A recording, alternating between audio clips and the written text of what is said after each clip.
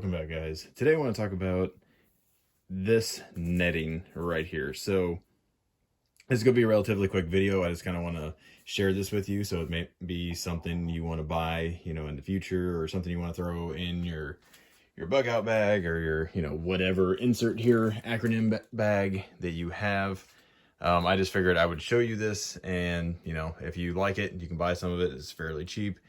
If you don't, that's fine too. If you have a Milticam bag or a Camo bag, then this may not be something that you need. But if you have a solid color bag, or maybe a black bag or a color that doesn't really blend in and you want to blend in, this is an option. So this netting comes in a little bag like this. I'll share an Amazon link below, but it comes all super rolled up, and it's not quite vacuum sealed, but very close vacuum sealed. You'll never get it this small again. I've tried. But if you put it in like a gallon Ziploc bag and just compress all the air out of it and seal it off, you'll get it fairly close, or at least flatter than this. It comes in a couple different sizes. I don't know the sizes offhand. Again, go to the Amazon link. This is the larger of the two sizes. They're there. And it's just enough to cover a small tent that's made for like one person. It's not quite a bivy, but it's kind of like a mixture between a bivy and a tent. I'll, again, insert pictures so you can see what I'm talking about. But this right here, this one roll, is almost enough to cover the entire tent. I bought a second one so I could cut off a couple sections to put on the sides to cover the sides of the tent as well.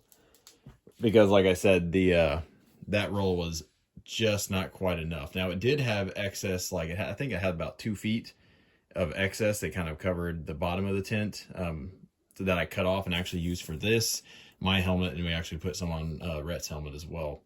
Just to kind of see what it would do when we went out into the woods a few days ago, went camping just for a night, just kind of test out some different stuff, kind of do some night vision, walking around, testing out some gear. But yeah, so we recently spent a night out in the woods and just at a local campground just to kind of, test out everything that we had. And it was fairly eye-opening to a lot of different things, mainly night vision. And then this stuff right here were kind of the biggest things we kind of got out of that trip. And again, I'll insert some pictures, but this stuff absolutely made your tent disappear. And I don't know about you, but I haven't found a whole lot of affordable tents that you can fit in a backpack that's lightweight. I haven't found a whole lot of tents that come in a camo pattern, or in a color that actually blends in well. Most tents are colors that are visible, and because most campers want to be seen so someone doesn't just stumble across them, I guess. But this kind of fixes that problem, where you can drape it over, your tent, or you could drape it over a vehicle. Granted, you need quite a few of these to cover an entire vehicle, but I'm sure someone out there makes netting that's that size. But the idea behind this is the same kind of idea of those mesh covers that you would put over kind of like an outpost or something like that. It kind of blends that area in from the sky. At least that's kind of the purpose of it. This stuff is made of it's a fairly thin material, and it's not shiny. I don't know how best to describe it, but you know how some nylon webbing or some nylon backpacks kind of have a little bit of a shine to them if they're made of really fine material? Well, this kind of has that. It doesn't reflect light, so that's a plus. It doesn't reflect IR light either, and I'll show you that here in a minute, kind of what it looks like under nods. And again, I just have Gen 1 nods, but I use the IR illuminators to kind of, illuminate everything, so you can see that it doesn't actually reflect, at least any more than the backpack itself would. Now, the reason why we tried this is because my backpack, this is the LA Police gear. It's the Atlas. I think it's a 72-hour bag. Again, I'll put the links down below to all this stuff. But it's the backpack I use kind of as my 3-day salt pack, 3-day bug out bag, whatever you want to call it. And it's in a coyote brown, which I thought would blend in really well in the woods. Well, it does better than other colors, but solid, colors like this don't really exist in nature.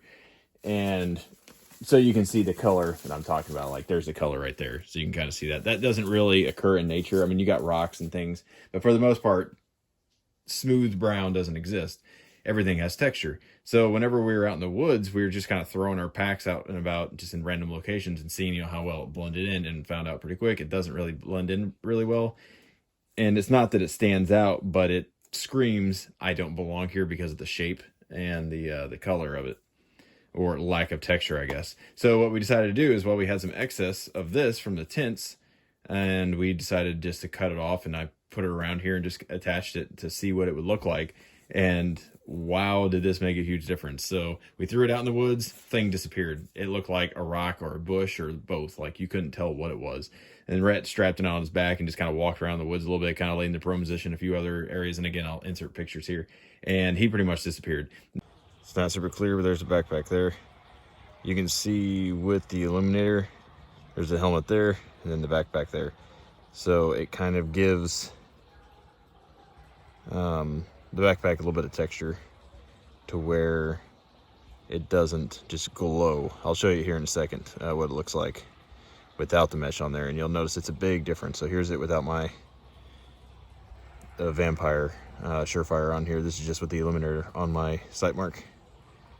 So you can see just kind of, you know, with standard illumination, it kind of helps that backpack disappear. And again, this is it's standing out in the middle of the yard, so you're good to see it obviously, but in the woods or something, that's going to help significantly because it adds a bit of texture to it.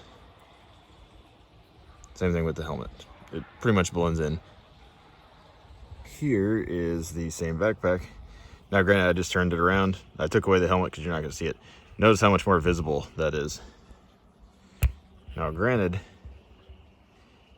this is the other side of the backpack. So now if I light that up, you can see how much more visible that is.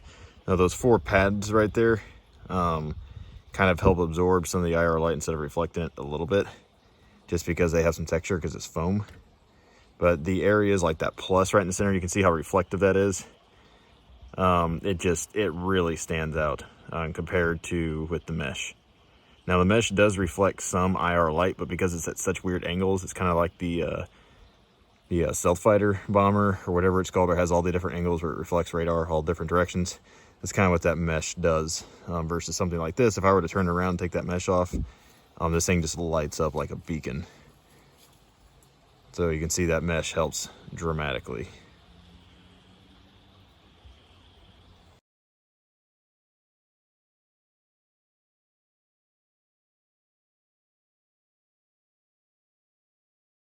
So we decided, well, let's try that with the helmet.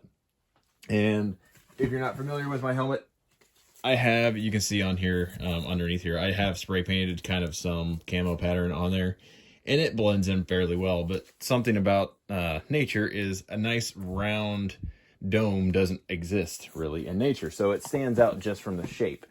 So if you're familiar with the Israelis, you know, they have that big giant netting, I don't know, thing that goes around their helmet, and it kind of makes them not look like a human being. Well, that's kind of the idea behind this. I just took, again, some excess material, and all I did was just cut off the excess and just kind of loop it underneath these little straps. Then I got some zip ties and just zip tied this material down kind of, you know, wherever I could in a couple different locations, you know, along the back right here.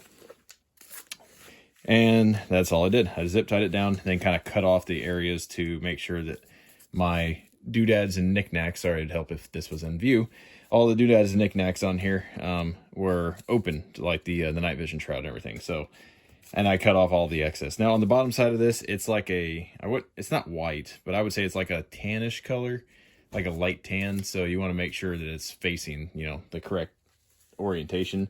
But whenever it's sticking up like this, you don't really notice because, again, the texture is kind of what you see, and then the colors kind of make it blend in with everything. Hopefully my pictures do it justice, because this absolutely made a difference. Now, weight-wise, whether or not this is worth it for you, it may differ. It weighs about as much as one fully loaded mag, so it weighs about a pound for, you know, this entire pack. So if this is enough for everything, you know, 1 pound, that's worth, in my opinion, and I'm a very big stickler for weight. I try to make everything as lightweight as possible, you know, the whole ounces equal pounds, pounds equal pain kind of deal. And this is well worth the weight. One, I guess, thing I'll mention on how, like, to attach it to this, you can attach it with zip ties or stuff, but notice, obviously, this net completely engulfs this, and it covers up all the excess points to this backpack. So what I did to get around that, and kind of how I attached it, and I'll show you that here. Hopefully you can see this on camera.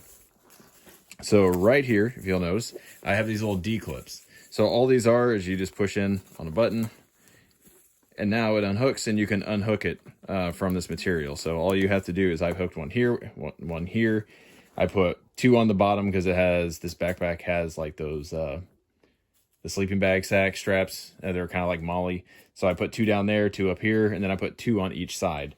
So all I have to do to unhook it is just detach the top 2, and then probably, hopefully you can see it, this one right here, I don't have to detach this one. So you detach 4 of them and the whole thing will just roll back. You can get whatever you want, then clip it back on. It's pretty easy. I didn't bother attaching this because the kind of looseness of it makes it, you know, kind of flow, makes it look a little bit more natural. But again, you know, if this was a little bit bigger, it'd be better because it would cover more. But I mean, compared to what it was, it's a huge difference. So again, this is going to be a short video. I just wanted to kind of show this to all of y'all. Maybe this is something you're interested in.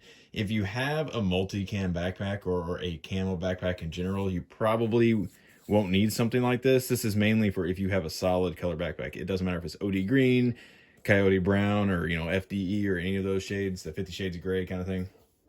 But if you have a solid color backpack, especially a helmet, this makes a huge difference. Rhett tried using some of that camo net, like mossy oak stuff from Walmart that you can buy for like hunting blinds and stuff, and that made a pretty good difference on his as well. And he has a helmet cover on his helmet, and they kind of weave that stuff in and out, and that made his helmet pretty well disappear. But when he put this stuff on over the top of that, so it's kind of sticking in and out of the holes as well, and his helmet blends in better than mine. But I mean, again, this took all of, you know, 15 minutes to weave from scraps that I had from my tent. But I would highly, highly, highly recommend you get something like this if you want to be able to disappear in the woods. But again, if you have any questions about anything specifically, this is just a small little tip that we learned over our night trip to kind of test out our gear. But that's one thing you should be doing. Go out there, test out your stuff. Even if it's just a night, go to a local campground, bring all your stuff, and only use what's in your pack, and you'll find out pretty quick what works and what doesn't.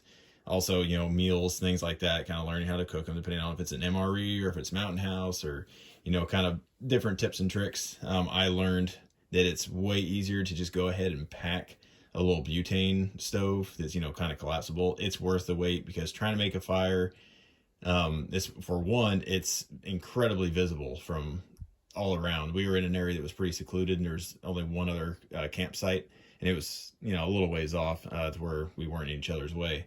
But as soon as we lit a small fire, I mean, you could see it from everywhere, especially under night vision. Like, it just, even just like a glow stick, just glowed like the sun. So having, you know, low visibility, you know, not using open flames, if you can get away with it, at least the small little blue flames from a butane to heat up water or boil water or whatever, was significantly more, you know, low profile than a fire was. But stuff like that is, you know, what you learn by using your stuff. So anyways, if you have any questions, feel free to comment down below. If you have any video ideas, let me know. I try to comment and respond to everybody. You can follow us on, I believe, on Instagram, and also make sure to like, subscribe to the channel. That helps out a lot. Anyways, hopefully you all have a good one.